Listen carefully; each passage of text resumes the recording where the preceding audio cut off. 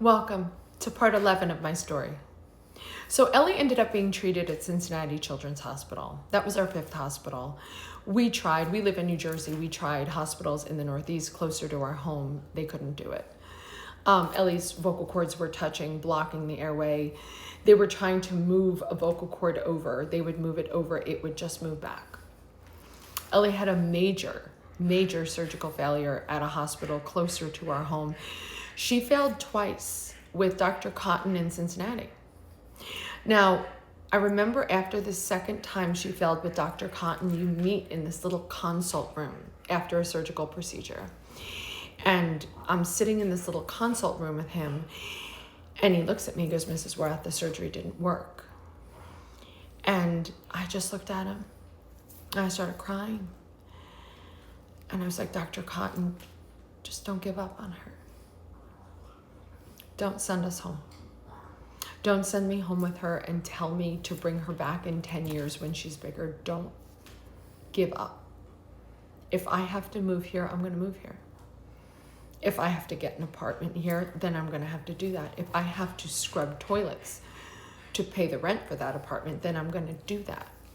Just don't send us home and give up." And he said, "Mrs. Worath, I promise you. I promise you we will get the trach out." He goes, "But this will not be easy." He goes, "We have to take our time." I said, "I understand." I said, "As many times as I have to come here, I'm going to come here." And it took a lot. It ended up being 25 trips. It was 25 trips I took with her. But he ended up getting the trach out. He ended up doing a procedure called a cordotomy. He had to remove half a vocal cord, put a stent in so it healed open. We flew home with the stent. We flew back 2 weeks later. They removed the stent, and that was how they got the trach out. The only telltales with my daughter are she has a raspy voice. She's audible but raspy, and she does have a scar. Her scar is nicer than mine, but she does have a scar. But she's living her best life now. She's in college. This was years ago. But people ask me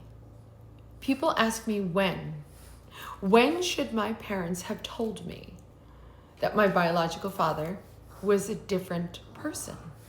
And my answer is always the same. I understand them not telling me as a child. It is my assumption that they were told not to say anything. Doctors doing inseminations in the early 70s told patients using a donor not to say anything, not to tell anyone, not to tell the child. So they were told not to tell me. I get that. I understand them not telling me as a young adult. How do you do that? You walk up to me when I'm 25 years old and be like, "Yeah, guess what?" You can't do that. It's been buried too long. I understand that. When my daughter was born, when it became clear that I had a rare genetic airway issue that impacted not only me, but both of my children, when I boarded a plane 50 times with a toddler with a trach, a portable suction, and a rare genetic abnormality that nobody has ever heard of. At that point, whether one parent knew or they both knew, by not telling me meant that the secret was more important than the creation. At that point, it wasn't about wanting to know, but needing to know. For myself, for my children. So yes, my life is a testament to the need to know where and who you come from. You need to know. It's important. Not just for me, but for everybody.